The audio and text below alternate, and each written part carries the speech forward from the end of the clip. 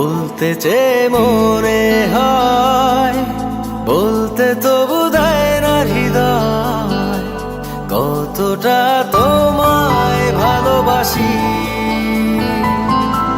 চলতে গিয়ে মনে হয় দূরত্ব কিছু নয়, তোমারই কাছেই ফিরে আসি।